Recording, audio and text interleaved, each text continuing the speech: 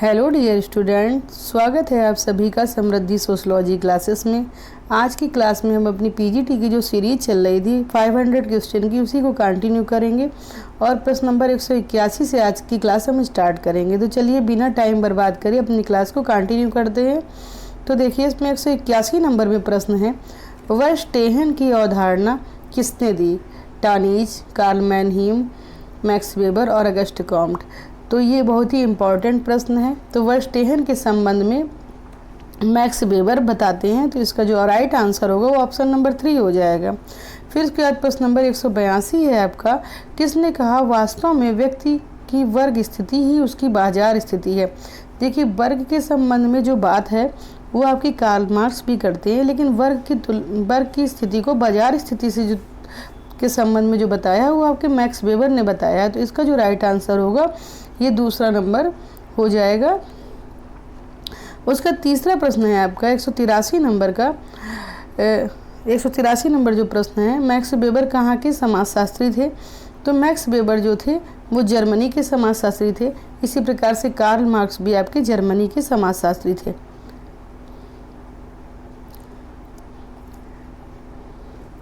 उसका 184 नंबर प्रश्न है, Protestant ethic and the spirit of the capitalism जो पुस्तक है ये किस वर्ष प्रकाशित हुई? देखिए ये कार्ल मार्क्स की बहुत ही प्रसिद्ध पुस्तक है, जो कि उन्होंने प्रोटेस्टेंट धर्म के बारे में इसमें बताया है और कैथोलिक धर्म के बारे में भी इन्होंने इसमें बताया है। ये पुस्तक 1905 में प्रकाशित हुई है। फिर उसके बाद प्रश्न नंबर 185 है, शक्ति के वैधीकरण का सिद्धांत किसने दिया? Pareto, Karl Marx, Max Weber और टानीज, दुर्खीम। तो शक्ति के वैधीकरण की बात, जो वैधिकीकरण की बात है वो मैक्स वेबर करते हैं। तो इसका जो राइट आंसर है ऑप्शन नंबर 3 हो जाएगा। उसके बाद अगला प्रश्न है आपका, मैक्स वेबर ने सत्ता के कौन सा प्रकार नहीं दिया है? तो देखिए मैक्स वेबर ने क्रिया के बारे में, शक्ति के बारे में और सत्ता के बारे में कुछ प्रकार बताए हैं, तो उन्हीं पे हम लोग चर्चा करेंगे। तो मैक्स वेबर ने जो आपकी सत्ता के संबंध में बताया कि सत्ता 3 प्रकार की होती है और उन्होंने परंपरागत सत्ता, वैधानिक सत्ता और चमत्कारिक सत्ता की बात करी है। तो उन्होंने जो चमत्कारिक है वो करिश्माई आपकी हो गई और परंपरागत सत्ता हो गई, और जो है वैधानिक को तार्किक बोलते हैं। इन्होंने धार्मिक सत्ता की बात जो है वो नहीं करी है। इसमें जो हाईलाइट कर दिया गया ये गलत है, तो आप इसको करेक्ट कर लीजिए। इसमें दूसरे नंबर का ऑप्शन जो है ये सही होगा। तार्किक सत्ता, करिश्माई सत्ता और परंपरागत सत्ता की बात आपके मैक्स वेबर करते हैं, लेकिन धार्मिक सत्ता के संबंध में उन्होंने नहीं बताया है। उसके बाद आपका प्रश्न नंबर 187 है, आदर्श प्रारूप को एक विधि के रूप में किसने विकसित किया है? तो देखिए आदर्श प्रारूप की जो है आइडियल टाइप इसको बोलते हैं, आदर्श प्रारूप की बात मैक्स वेबर करते हैं।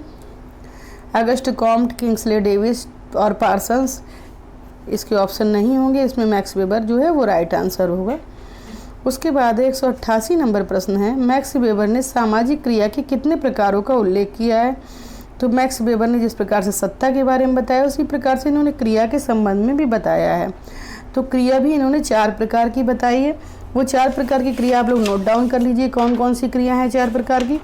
तो 4 प्रकार की क्रिया में इन्होंने पहली क्रिया बताई तार्किक क्रिया, दूसरी बताई है इन्होंने परंपरागत क्रिया, और तीसरी मूल्यांकनात्मक क्रिया, और चौथी है प्रभावात्मक क्रिया।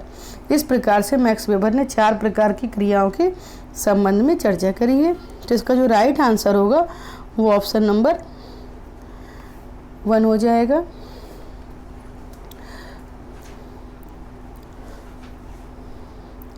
उसका 189 नंबर प्रश्न है, अर्थव्यवस्था और समाज, इकोनॉमिक एंड सोसाइटी पुस्तक जो है वो किसकी है? कार्ल मार्क्स, वेबर, दुर्खीम और स्पेंसर। तो ये पुस्तक जो है ये मैक्स वेबर की पुस्तक है। तो इसका जो राइट आंसर होगा वो ऑप्शन नंबर 2 हो जाएगा। फिर उसका प्रश्न नंबर 190 है, लौह पिंजरे का नियम प्रतिपादित किया। लौह पिंजरे का नियम जो है वेबर ने प्रतिपादित किया है, तो इसका भी राइट आंसर ऑप्शन नंबर 2 हो जाएगा। पेरेटो, दुर्खीम और मार्क्स इसके आंसर में नहीं होगा। फिर उसके बाद प्रश्न नंबर आपका 191, इसमें पूछा गया किस विद्वान ने धर्म का संबंध पूंजीवाद व्यवस्था के उद्भव से जोड़ा है? देखिए पूंजीवाद के संबंध में और धर्म के संबंध में जो बातें इन्होंने करी है तो Protestant ethic and the spirit of the capitalism, जो इनकी पुस्तक 1905 में प्रकाशित हुई है उसी में करी है। तो ये सारी जो चीज़ें हैं वो मैक्स वेबर ने बताई हैं। तो इसका राइट आंसर ऑप्शन नंबर 1 होगा।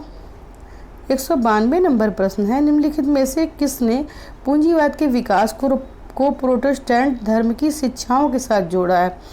मतलब मैक्स वेबर ने ये बताया कि प्रोटेस्टेंट का जहाँ जहाँ विकास हुआ, जहाँ जहाँ प्रोटेस्टेंट धर्म था वहाँ वहाँ पूंजीवाद का विकास हुआ, ये चीज़ उन्होंने बताई है।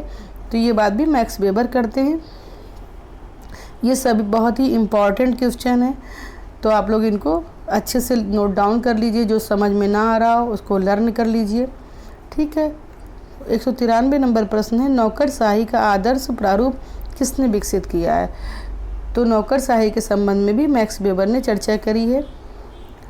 उसके बाद अगला प्रश्न है आपका, मैक्स वेबर ने धर्म का समाजशास्त्र के सिद्धांत के अंतर्गत विश्व के कितने धर्मों को चुना है। देखिए इन्होंने वही पुस्तक जो 1905 में प्रकाशित करी, उसमें 6 धर्मों के बारे में बताया था। और 6 धर्म आपके कन्फ्यूशियस, हिंदू, बौद्ध, ईसाई, इस्लाम और यहूदी, ये 6 धर्म थे इनके। तो इनको नोट कर लीजिए और इसको लर्न कर लीजिए।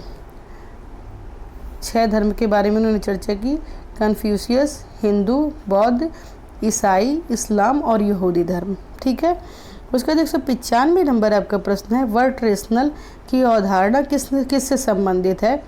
तो वर्ड रेशनल की अवधारणा जो है ये आपकी मैक्स वेबर से संबंधित है।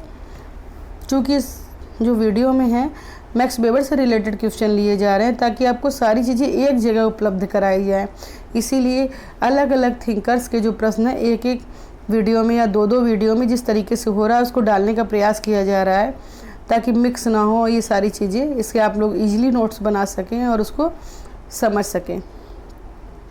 196 नंबर प्रश्न है, लौह पिंजरे का नियम प्रतिपादित किया। लौह पिंजरे का जो नियम है ये आपके वेबर ने प्रतिपादित किया है, जिसका भी राइट आंसर 2 नंबर का हो जाएगा। उसके बाद 197 नंबर प्रश्न है, विचारों में परिवर्तन सामाजिक परिवर्तन को जन्म देता है। ये कथन है दुर्खीम का, सोरोकिन का, कार्ल मार्क्स का और मैक्स वेबर का। तो विचारों में परिवर्तन जो है वो सामाजिक परिवर्तन को जन्म देता है, ये बात आपके मैक्स वेबर ने कही है। फिर 198 नंबर प्रश्न है, नौकरशाही की विशेषता नहीं है।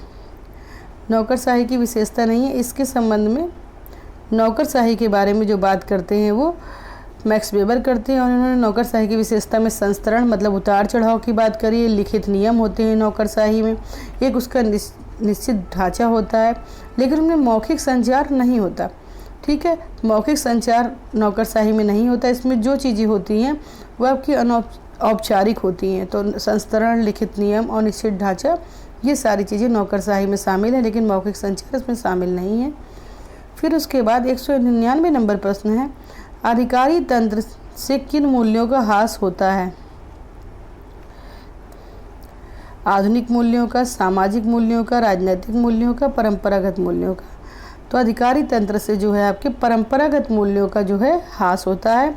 अधिकारी तंत्र से आधुनिक मूल्यों का ह्रास नहीं होता, सामाजिक मूल्यों का ह्रास नहीं होता है और राजनीतिक मूल्यों का ह्रास नहीं होता, लेकिन प्राचीन जो मूल्य हैं वो अधिकारी तंत्र से इसका ह्रास होता है। फिर अगला प्रश्न है 200 नंबर में आपका, समाजशास्त्र वह विज्ञान है जो सामाजिक क्रियाओं का व्याख्यात्मक बोध कराने का प्रयास करता है। ये बात किसने कही है। तो ये बात आपकी मैक्स वेबर ने कही है। मैक्स वेबर ने क्रियाओं के संबंध में भी बताया है।